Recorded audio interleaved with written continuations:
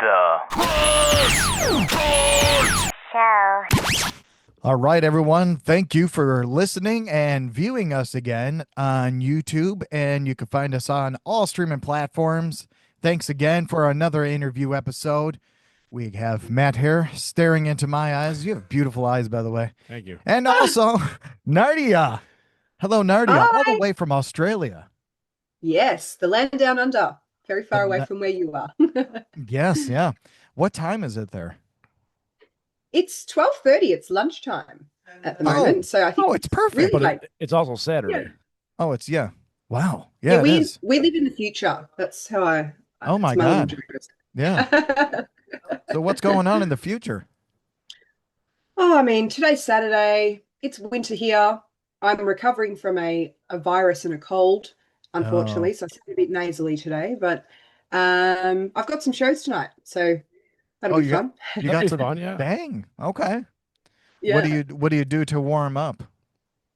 What do I do to warm up? Or Well, anything? I mean, oh look, I do some little scales and things, or sometimes I might just have a little whiskey or a wine oh just to help warm man. up even What's your favorite whiskey? Ooh, do you know I have lots of different whiskeys that I like, but most recently I've been hanging out in Nashville, and down south, and I think Tennessee whiskey, hence why there's a song about it, Yep. is some of the best whiskey I've ever tried. So Yes. any Tennessee whiskey now is now my favorite. I've There you decided. go. All right. See, I knew I liked you. I knew I liked you. We're big whiskey drinkers ourselves. Yeah. Although we're drinking dirty martinis, so go figure. I don't know. It's just a little cheaper, I guess, these days.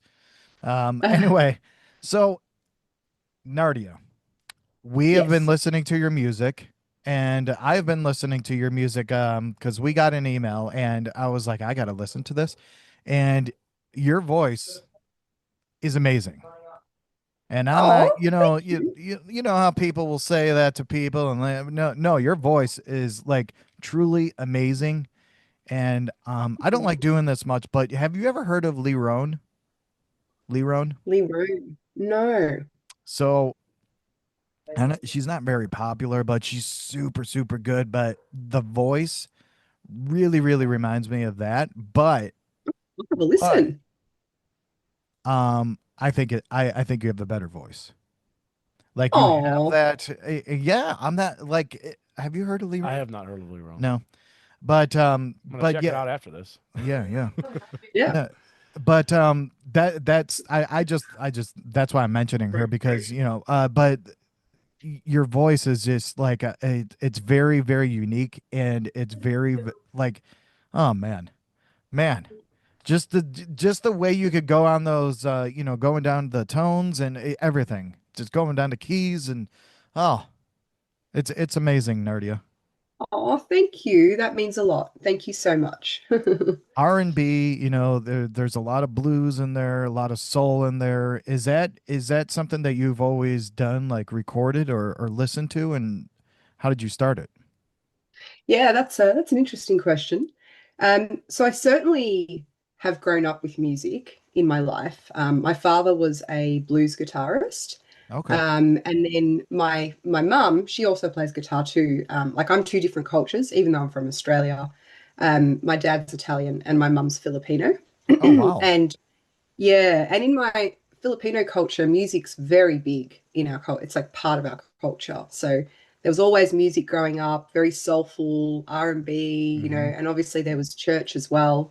Um, so, I grew up singing that kind of, music from your heart, I guess you could say. Yeah. And as I started to develop into my career as a music artist, I became very interested in the genres of jazz, soul, and blues. They're probably my main genres, and I think they've been like great foundations for me as an Yeah. artist and as a musician to really learn that old school technical kind of music, Yeah.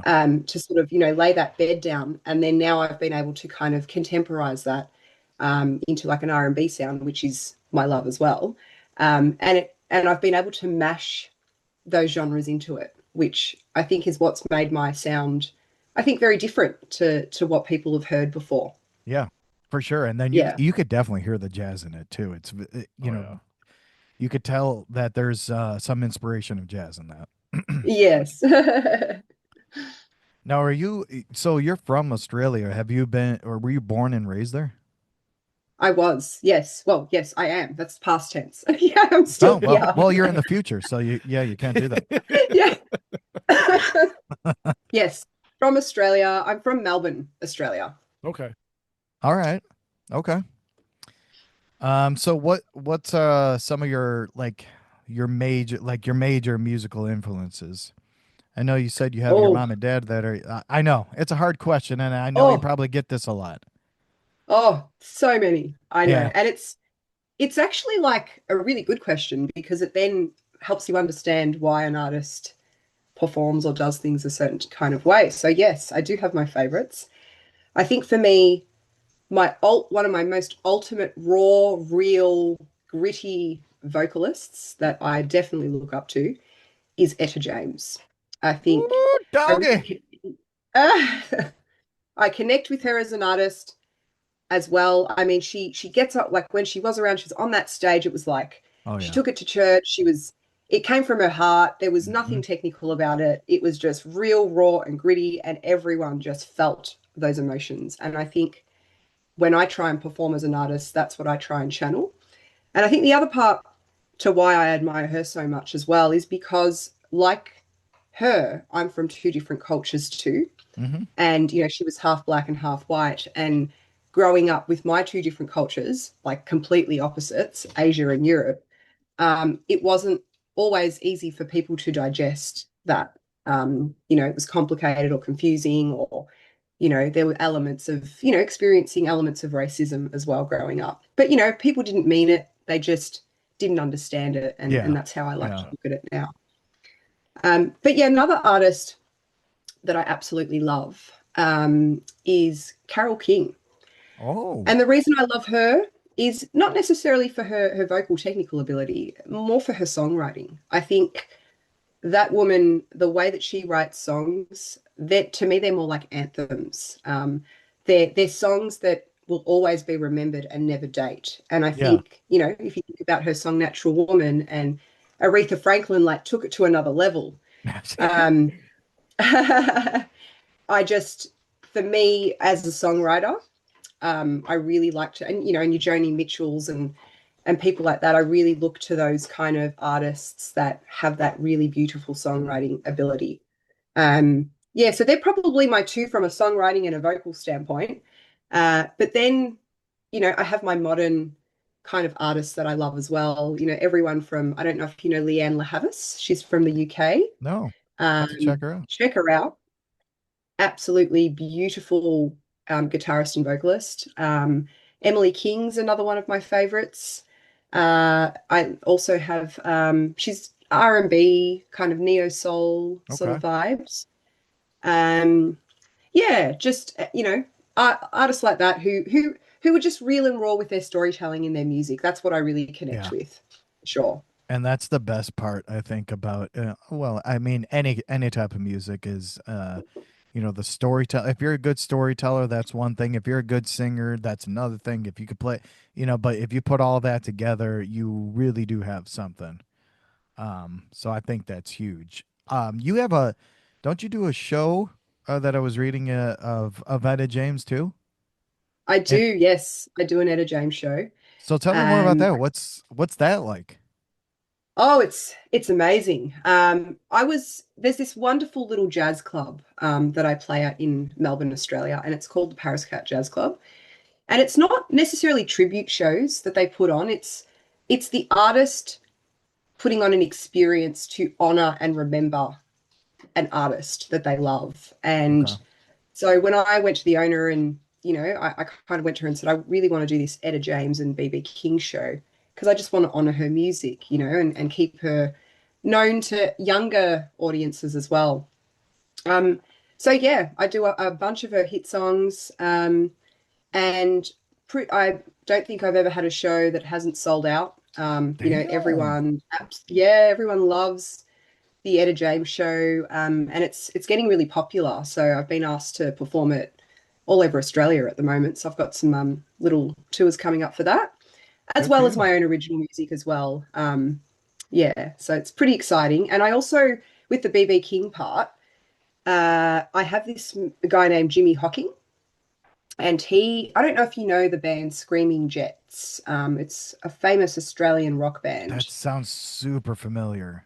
You'd probably know some of the Okay. tunes, and he's the guitarist from the Screaming Jets. And Okay. what I love about him in the show is he's quite he's quite a good front person. He's a bit of a comedian. He's very funny. He tells a really great story, and everyone just falls in love with him. He jumps across the stage. He's a skinny Nice. little white dude, and he talks about that. And he's like, I'm not a black dude, but he did meet BB King, and he was a journalist, and he interviewed him and played BB King one of his very first songs that he ever recorded. And I remember as he tells this story a lot on stage, he turned around to Jimmy Hocking and he said, "Hey, you are absolutely talented, and I love that you know my actual first recorded song."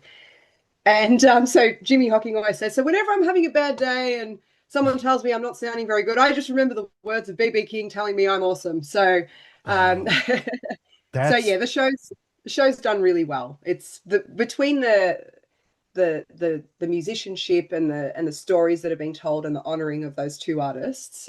It's been high in demand across Australia for sure. that's amazing. Nice. Do you get a lot of young people at the show? Yes, Oh, that's cool. yes. That's cool. I thought it would be an older crowd, and yes, there is an older crowd. Uh-huh. But no, there's been a whole bunch of younger crew that have come along as well, and it's helped them discover my original music too. Yeah. Nice. Yeah. That's so good to hear that younger people are, out there listening to for newer music too. So Mm. with your original music, where do you mostly get like your inspiration for writing lyrics and stuff? Like, is it like a similar theme across the board, or do you pull from like real life experiences? Oh, I could say the biggest one being trauma. Which Yeah, I hear which you. makes for good music. Trauma. No. Yes. Real life experiences. Everything from politics to world issues to heartbreak to love.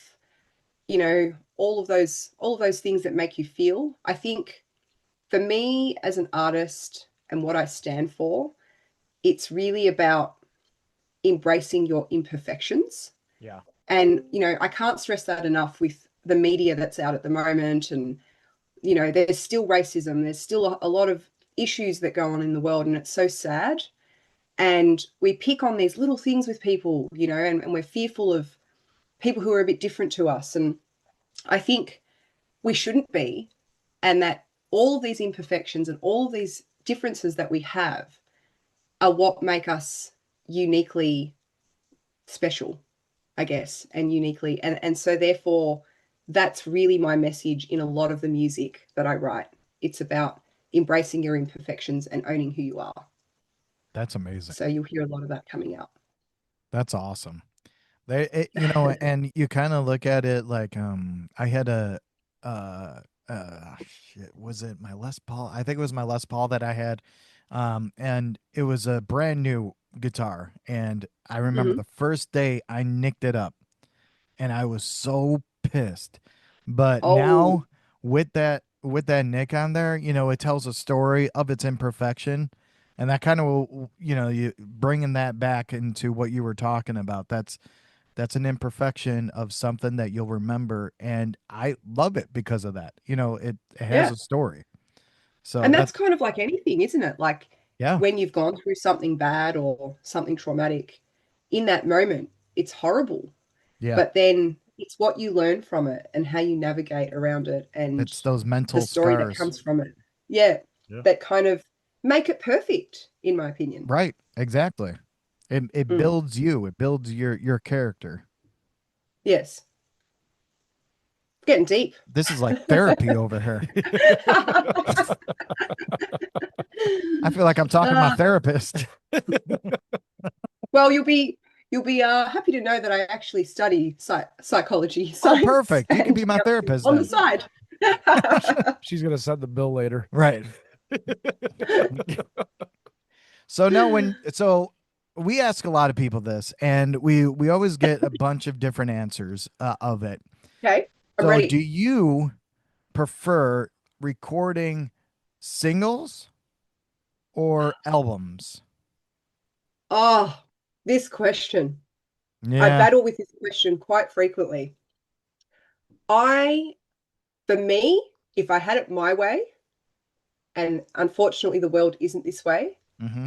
I would love to record an album Yep. and my body of work that tells a story like a book of absolutely every chapter that makes that album and that product. Right. But Yep.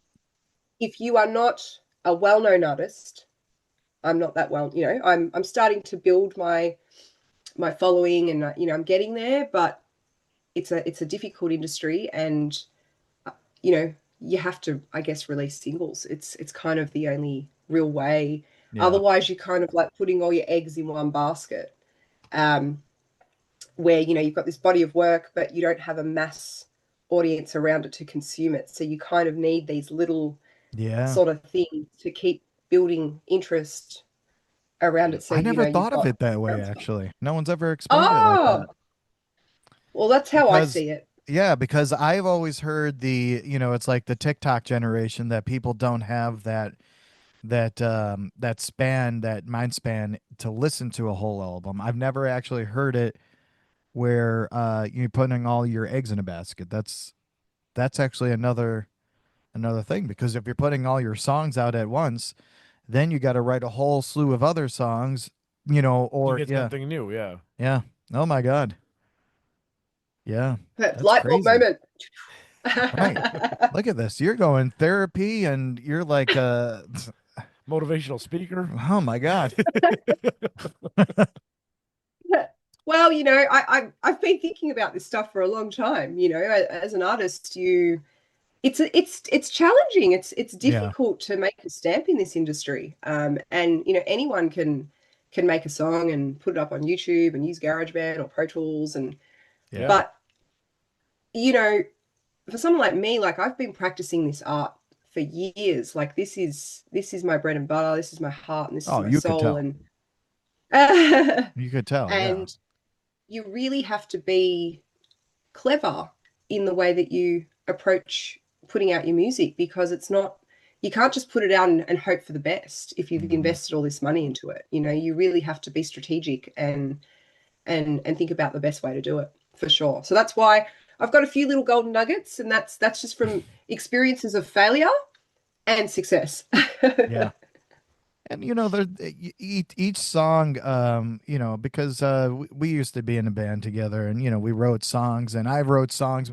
Like each song is like your baby, and you don't want it to just like you throw it out there and be like, here you go, and not give it the proper introduction that it should have. So yeah, you're 100% right on that. Yeah, yeah, and the other thing as well, as an artist, which I've been finding too, as I've been getting more serious in the sort of business side of things, because that's where it ends up going, is that it's not just about your song anymore. It's Yeah. about what you do on the weekends, what you've decided to wear today, how you're going to do your makeup for the show. There's all this extra content that you have to kind of keep putting out there to keep your audiences engaged. It's interesting. Yeah. Yeah. And that's the thing, even for us doing a podcast, like I can't stand doing TikTok videos and doing these videos, but unfortunately, that's kind of That helps get people to find you. yeah. That's So it. we have to do it. Yep. So You we have have to do to, it. It's yeah, part of the business. we have to Mm. be like idiots on videos and be like, Sometimes it's fun. sometimes it Sometimes. is, yeah, But most of the time sometimes, we're like, oh, we gotta do this again. yeah. But you have professional music videos, that I've seen, and so are you writing the videos too? Like, are you writing the production of it, or is that you got someone that does that? Well, I have a very wonderful team behind me, Good. and I'm so Okay. grateful for them and so thankful for them.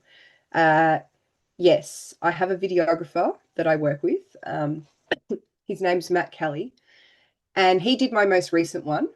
Is It You? And I've got a few other videographers on some of my previous videos as well. Hmm.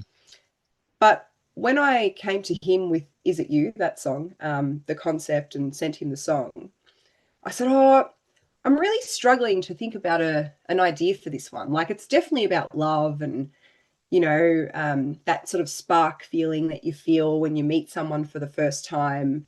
And it's not like a typical moment when you meet someone, you're like, oh, yeah, they're hot. It's that moment when you're like, oh, they're hot, but I feel something for you. And Yeah. that's what that song is about. And you don't know how to determine that. And so I was explaining that to him on the phone as I was talking through the song and what it meant. And he rang me 24 hours later and he said, Nadia, I'm so excited. I've got the best idea. And I went, okay, hit me. I said, I hope it's a bit funny because I like things that are a bit funny. And he says to me, okay, so you are about to go on a date.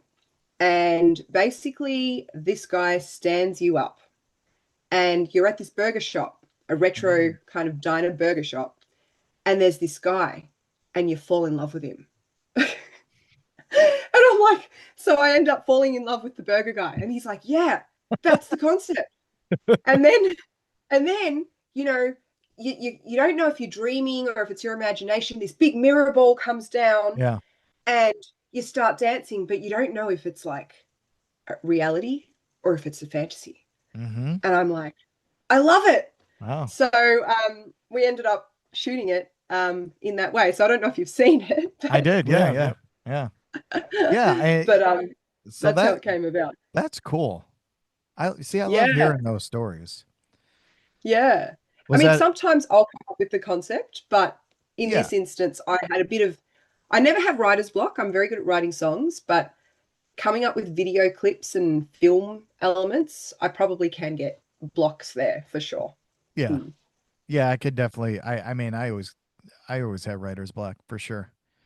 That's why Matt here helps me out sometimes, or he just stares at me sometimes too. Now, when you're recording the music, and you're recording the vocals, do you immediately know, like, well, not immediately, but do you hear the music? Are you writing the music as well, or do you? How should I put this? Are you writing the music, or is it sent to you and then someone says, take a listen to this, put some vocals to it, or do you have any writing in that? Yeah. Yeah, it just depends. So I tackle I don't have any one way that I write a song. I could be just in my car driving and something just comes to me, or I might sit at the piano and compose something and go, I've got this idea in my head. I'm going to write this. But majority of the time, I like to collaborate, and Yeah. so I have a really good friend that I've been working with. He's a great guitarist. His name's Matt Robb. And I've been writing with him for over 10 years. I've Okay. got about 3 albums worth of stuff sitting in the vault that I haven't released out yet. Um, and he generally will give me a track and I'll either write with him in the studio or I might take it home. Or sometimes we'll be sitting in there and I'll go, actually, I like this part, but perhaps we can compose this part for the bridge. Or I want to do some layers of harmonies here. And so it's generally a collaborative process. I find that I work best when I'm working with other people Yeah. for that inspiration. Yeah. Yeah, it's definitely a creative process. I mean, to even put your spin onto it, knowing that your vocals are going to be on it, so it's definitely something that you should be part of and proud of. Yeah. Yeah. And I just really love collaborating with other people. Like when there was a few years ago when I decided to travel around the world for a bit and I wrote songs with people on the street, people that were busking on the street, and I wrote some songs with Oh, them. nice. Um, yeah, they were busking for their life because of poverty, in parts of Asia, Oh, wow. and yeah, and I just thought, hey, this would be such an amazing opportunity to write a song with them and see if we can make a difference for them as well. That's perfect. So, how old were you when you first started writing music? Do you know, I started off writing poetry when I Oh, was okay. about 4 or 5 years old. Um, I remember being in primary school and, I used to write lots of poems and read lots of books. And my teacher actually went up to my mother and said, I have to tell you something. Your daughter is extremely talented. She's a really great singer for starters. She's got a very powerful voice and she's really great at writing poetry. So my teacher alerted my mum to that, which was really cool. Wow. Yeah, so always started writing poetry. And then when I got to like around 14, 15, I started to write songs. Do you remember any of your poetry when you were 4 or 5? Or do you still have it or kept it? Oh, I don't know if I remember it, but I think my mum's still got them. Oh yeah. I wrote this cute little poem about me and my mum having the same hands because I've got this weird crooked little finger. Oh, look at Matt. Matt, show her. He has it too. Oh, cool. We're like crooked finger Oh twins. yeah. Crooked pinky twins. And I wrote He this makes really fun of cool my poem pinky all the about time. having a crooked finger. What's that? I said he makes fun of my pinky all the time. Yeah. Oh, so Yeah. you're going to make fun of my pinky now? No, no, no. Your pinky's different. His pinky is just, it's all like, he manly and hairy and it's bent weird. Yeah. That's so Don't funny. make I this love about that. me. Ah, But first, you'll be out in Chicago. That's where we're from at Buddy Guys, yes. July 18th. Yes. So, and have you ever played at Buddy Guys? No. Oh, it's a great Never. place. It's a great Is it? place. I'm Oh excited. God, yeah. I don't even think I've been there. Do you know who Buddy Guy is, right? Yes, I know who Buddy Yeah, Guy a is. Chicago. You were about to slap me, huh? No shit. But yeah, it's a great place to play a lot of blues there, obviously, but you'll love it playing there. Oh, I'm excited. So where can we get, do we have any merch or anything Yes. available? Okay, where do you Yes. find that at? My website, which is nardia.com.au. Are we being recorded right now? Are we still? Yes, Oh yes. yeah. Oh, we're back. Sorry. Oh my God. Here, you know what? You're right. I didn't do that. We didn't warn you. That's true. Yeah, All right. Okay. yeah. Now we're back.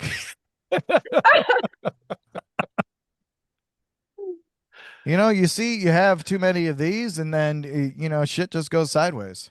That's why it's a No, it's very good. relaxed, That's how I chilling like it. I like it interview. sideways. But yes, so yeah, your website nardia.com. .au. .au. Oh yeah, Yes. Australia. Yeah, that makes sense then. Yes, we've got the AU at the end. Don't forget Dot it. com dot au. Yes, I have I've got some merch on there. I've got everything from my t-shirts, from my recent single "Is It You," and my very famous cherry scene moment in the film clip, which I've replicated on the t-shirt. Oh, Um, nice. and then also I've got my vinyls, my vinyl albums, that Oh I'm no pre-selling shit, you have vinyls? on the. I'm going to be doing vinyls. I'm going old Hell school. yeah. And I'm only going to do a limited run of that. And I've already had quite a few sales. So, yeah, if someone wants one, they better get in quick. Yeah. And will you have the shirts at your shows? I will. Yes, I'll Okay. have my shirts there. And if people, like what they're hearing and want to buy my album in the future, they can also pre-purchase the album there too. Awesome. Awesome. I'm gonna definitely get a shirt, so make sure they have large. Okay. All right. No problem. But yes, thank you so much, Nardia. If you want to listen to any of her music on any streaming platforms, also on YouTube to check out her music videos, amazing young lady. Like we were talking about R&B, soul. There's jazz in there, and the vocals. That's what I was harping on earlier in the show, and they're just I know you probably don't like to hear this much about you, but you are great and you do have a bright future, and that's awesome. Like Oh, I'm thank I was you. super excited about doing this interview. That's why we kind of moved things around, and like we really like the music, and yeah, so I'm super excited about seeing you play live. Oh, thank you so much. I mean, I'm just excited to come back to America. This will be my third time this year coming back to America. At the start of the year, I did the blues challenge and I got into top five and I met some cool people and Oh wow. finished my album in America. And now I'm coming back for a third time in 2025 to now do a little mini tour. And this has been from people that have enjoyed my music and have asked me to come back. I didn't plan on coming back to tour. It was the people that asked me to come back. So I was like, well, if you want me there, I'm going to come back and perform for you all. That's awesome. Yeah. Well, we're glad you are coming back, and just so the people that aren't in Chicago, you're also playing in New Hampshire. What is it? South Yes. Dakota, South Dakota, New York, Las Vegas, Vegas. Oh, look at you Los going to Angeles, Vegas New York, Boston, Atlanta, Houston, Nashville. and I'm going to Nashville. be around. Dang. And you're doing an international tour in Europe and Australia afterwards. Yes. Yes. I'll be All doing the some times and shopping. dates and everything are on your website, correct? Yes, that they will be. They're slowly getting put on there at the moment. Okay. So just keep heading back if you're in any of those cities, and I'll keep updating. But the ones that are definitely in there right now are definitely New Hampshire, and as well as I'm playing at the Deadwood Blues Festival in South Dakota, Damn. and then I'm coming over to Chicago to give Hell Buddy yeah. Guides. I've never been there. I'm excited. I It's a mean, great, Buddy Guy, an yeah, absolute legend. yeah. Um, so yeah, it's just going to be a fun experience for me and everyone else involved. Perfect. Well, we will see you there. And again, check her out, all streaming platforms. Thank you again so much, Nardia. Oh, thank you for having me, and it's been such a pleasure to meet you both, and I can't wait to meet you in person. Yes, you too. Have a good one. Take care. Thank you.